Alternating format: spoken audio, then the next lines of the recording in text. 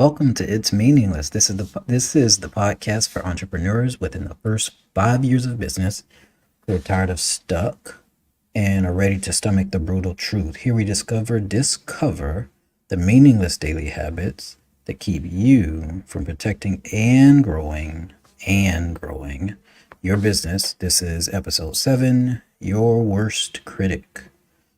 So about I guess about 5 years ago, I started going to therapy. Um, started going to therapy about 5 years ago, and in the process of um, like filling out the paperwork to get started, there was kind of a an assessment, kind of a like where are you, what are you looking to accomplish, that kind of thing, and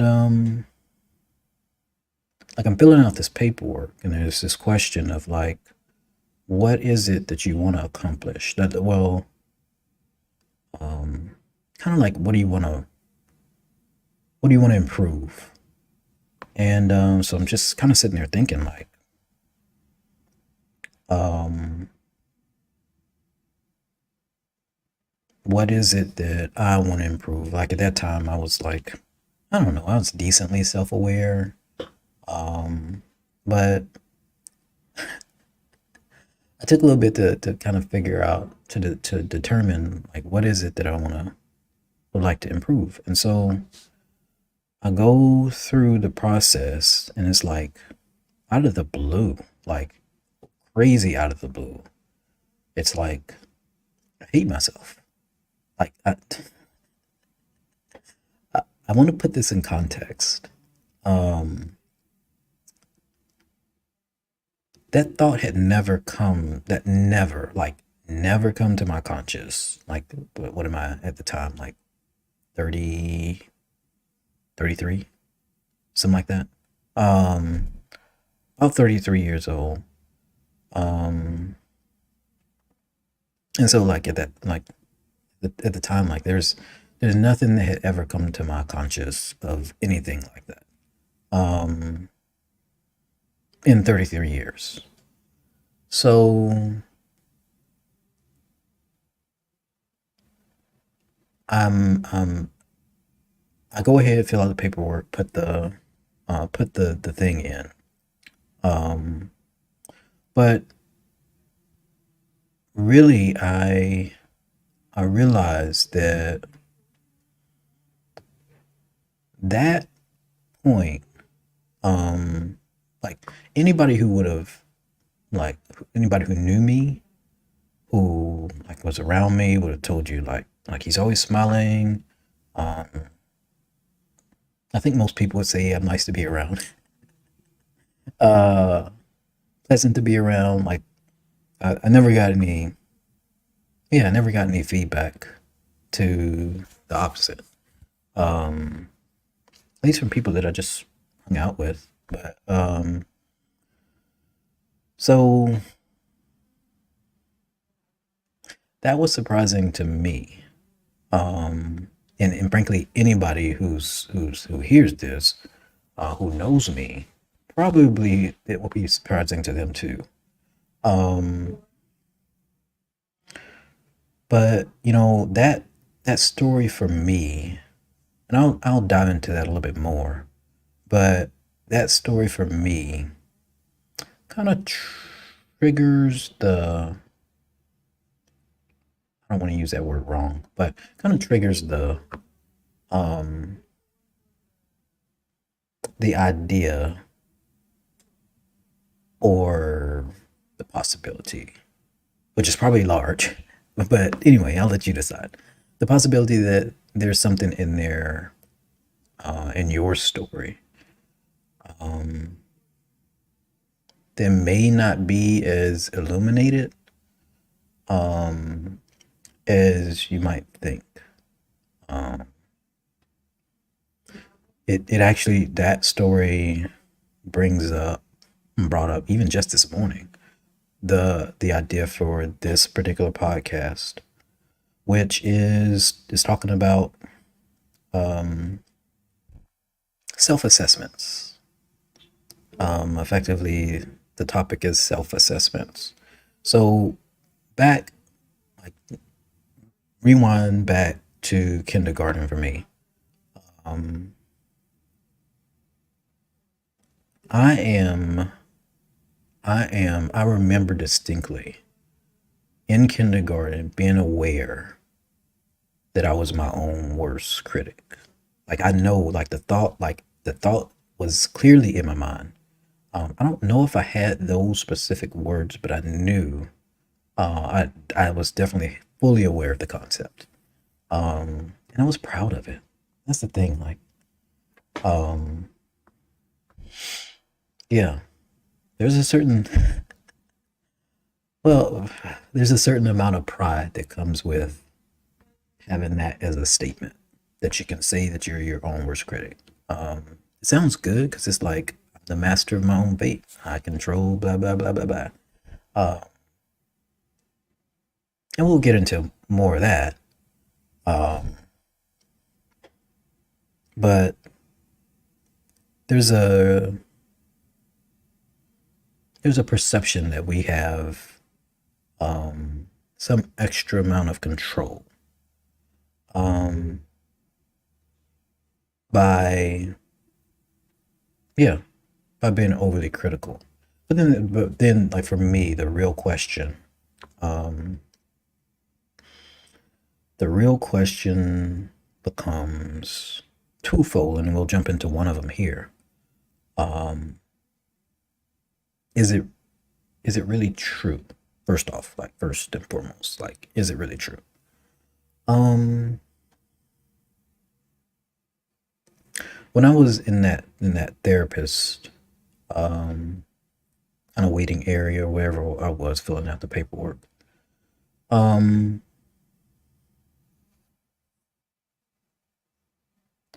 I was not aware of um I was not aware of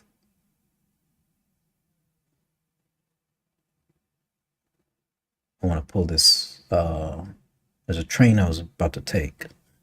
There's a train I was about to get on, but I completely lost that one. I'll come back to that one in a bit. Um, the second part that I was going to talk to you about of this question is when we have this idea of being our own worst critic. Um, the other question that comes to mind is whose criticism is it really? Because we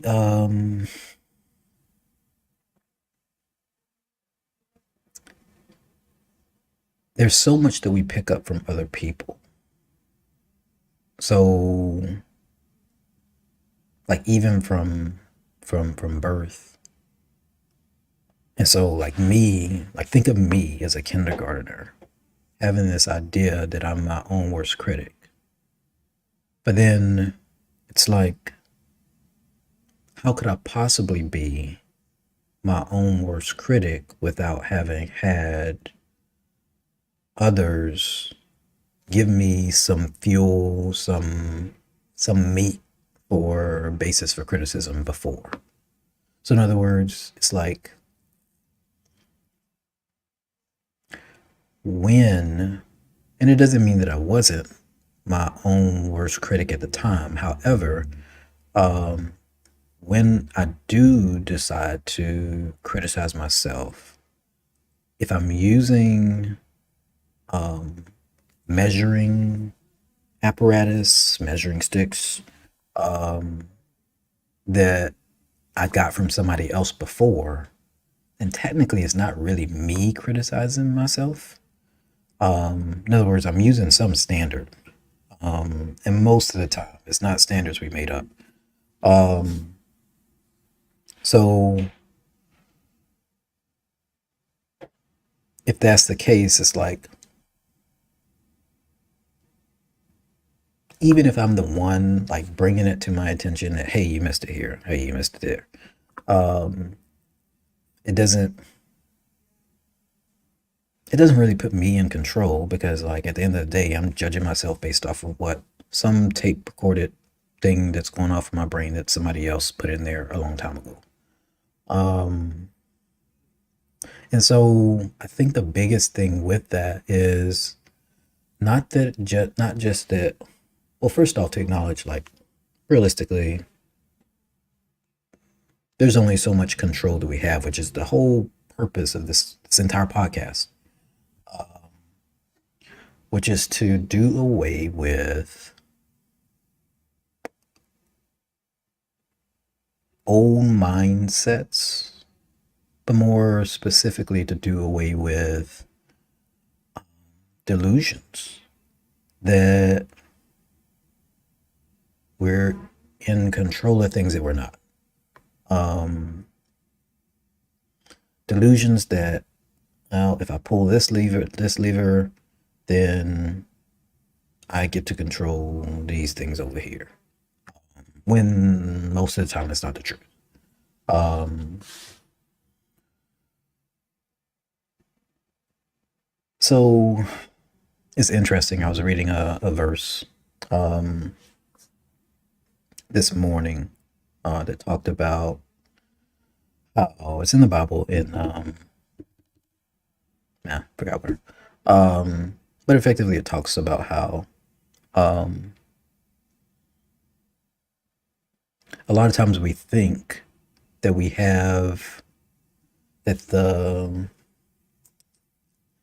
the personal mental disciplines that we uh, employ, that we follow, that we try to drum up or whatever, however we try to do them, um, that they have some long term benefit.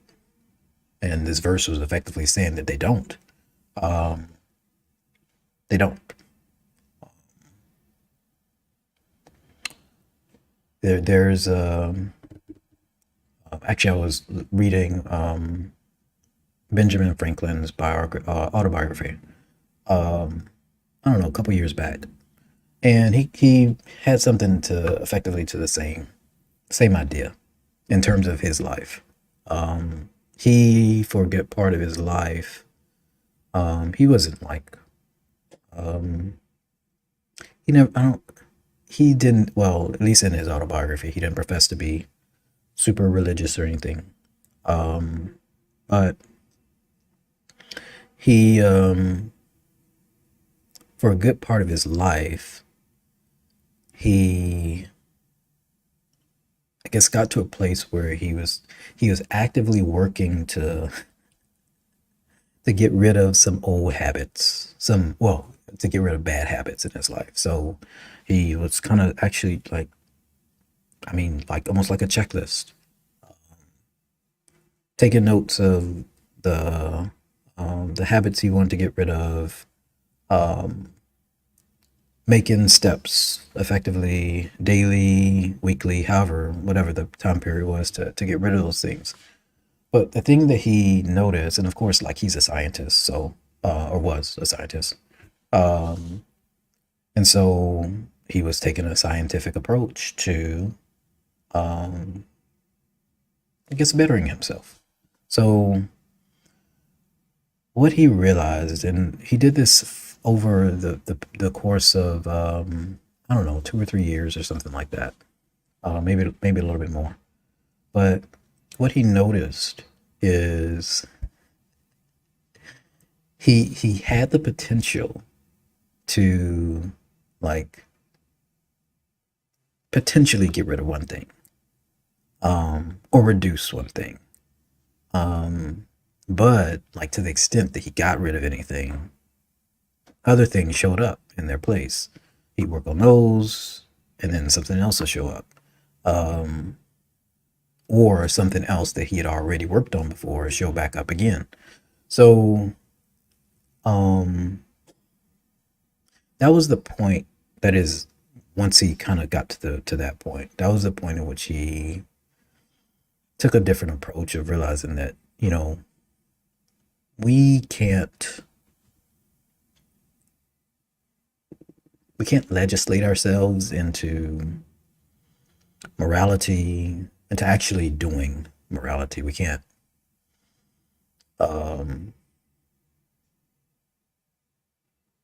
yeah, we can't push ourselves into doing morality, into doing the right thing. Um like there's no mental discipline that's gonna like make us do all the things right. Um even self-criticism. And frankly, like for me, I've come to realize um, that like the biggest that this is like most people don't realize that this message, same thing I'm talking about from Benjamin Franklin, is the same message that Jesus Christ came to give us here. The message that like we can't, there's nothing we can do or accomplish or like really better ourselves like just from that is long term, um and definitely not from beating ourselves. um there's no long term value that comes out of any of that. um that's the freedom that I've come to realize that Jesus Christ came to preach here, um and one that I've one I choose to walk into uh, on a daily basis. I say that somewhat tentatively because it's it is there's a huge temptation. Like it's a difficult thing to walk. There's a huge temptation, and just because of what I said before, it's a huge temptation to um, have that mindset of, hey, I can control um, things this way if I don't know, look at myself this one way or not. Um, I can control my behaviors if I'm my worst critic. In other words, like the temptation really at the end of the day is pride. Like I want to be in control, even if I'm not in control of the thing. Um, and that's the thing. It's like there's so much in this life that we are not in control of. And again, like part of the point of this podcast, like to point out the meaningless things that we pay attention to, the meaningless things that we put time and effort and energy into, um,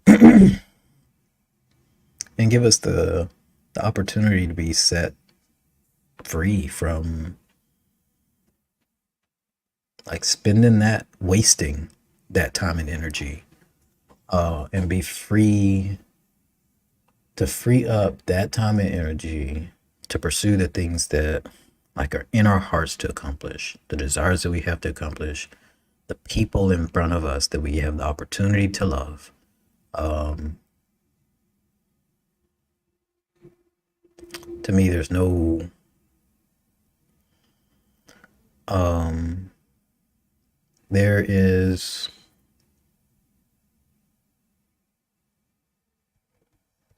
there's no better place to be to me, um, than to walk in that level of freedom, which frankly I don't care where you look. Like let's just say I don't care where you look. um, Most people don't walk in that level of freedom. um, and for me, I believe as as entrepreneurs, that is people who are called to serve other people, um, we um, more than most, um, it would serve us and everybody else well for us to walk in that position more than anybody else. Um, because of the fact that we get to touch the lives of so many people, because of the fact that we get to influence so many people. Um, I believe that's like one of the greatest places for us to be. Um,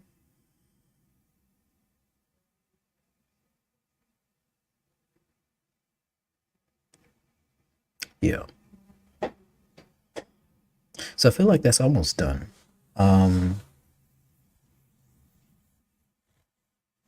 and so I'll kick it back, really kick it back to you. Um, for me, that story of um, the story of kindergarten, the story of being in a therapist's office, and realizing like how much I have um, spent my life trying to assess myself, like to the point for the purpose of betterment, um, and effectively where that led me to, which is self hatred. Um, like for me, that's my story. Um, being able to acknowledge that, like, all of that was completely based in pride and in a desire to control. Don't get me wrong; like there are reasons um, that I wanted to control. Um, like things in my past that I felt like I couldn't control that um like led me to that place, and that's a completely different subject. Um but still applicable. Um so yeah, I kick it back to you. Like what is it like what are the stories in your life? Like what are those moments in your life where you were um overly critical of you, and I don't want to. I don't know where you were critical of you. Like it's good to pick up or to pick up and assess all of them. Um,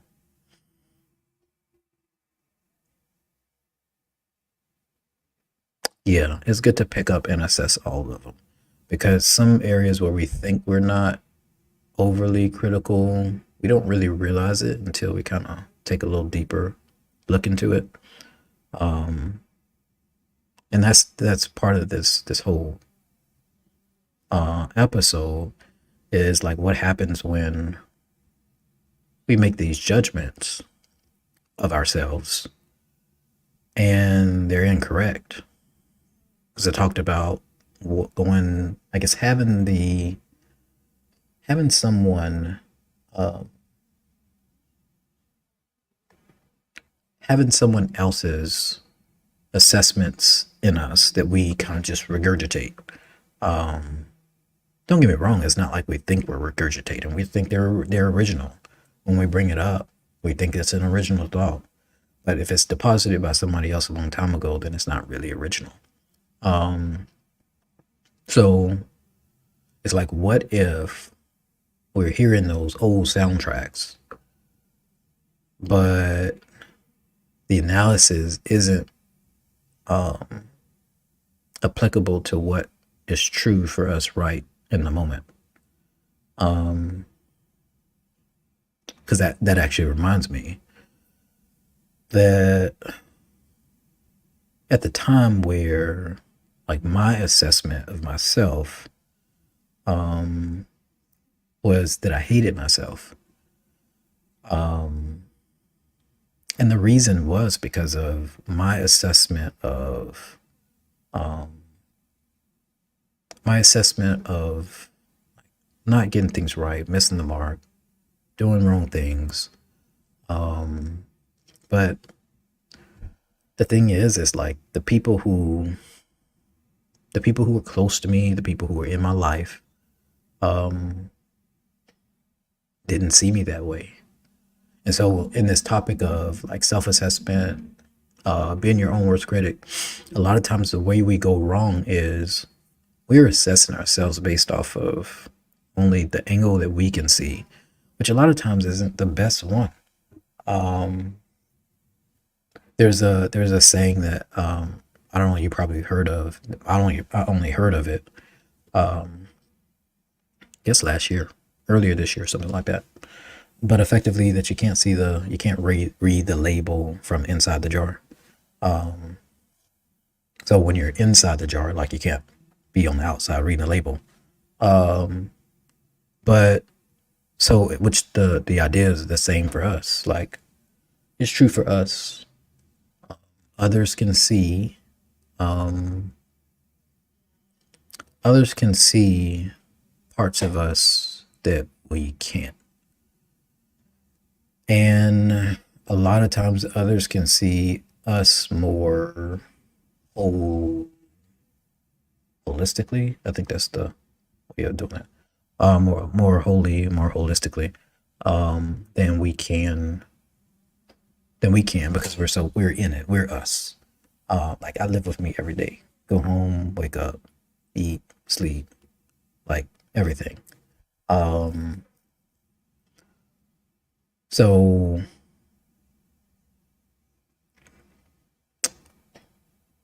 it's harder to come back with a sober opinion um, of me because like I'm so close.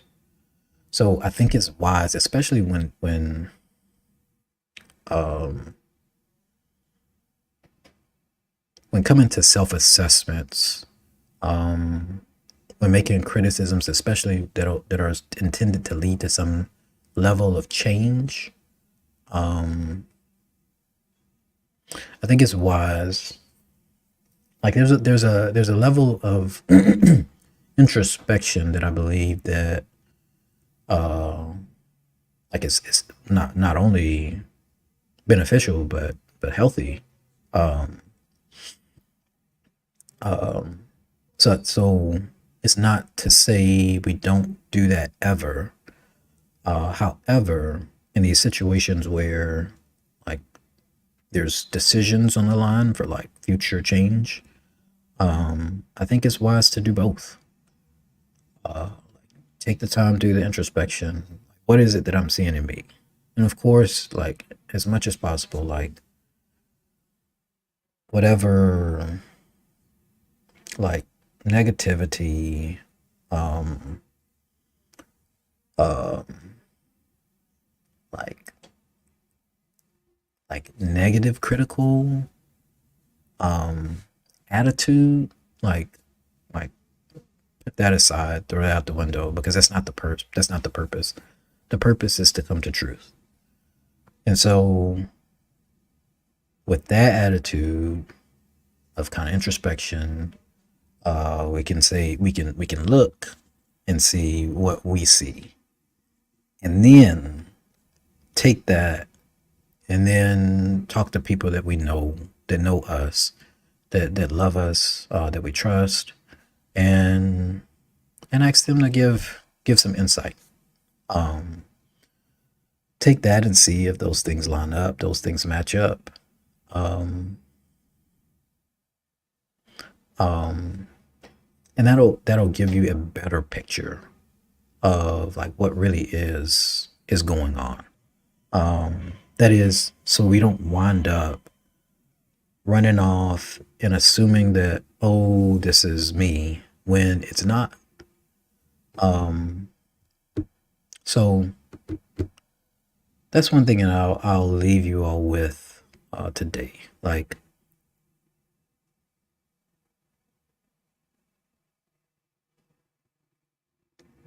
there's no benefit of there's no benefit to simply criticizing yourself, your actions, your um, your thoughts, um, unless like there's some basis for, yeah, unless there's some other basis for, um, yeah, for those criticisms besides you. Um,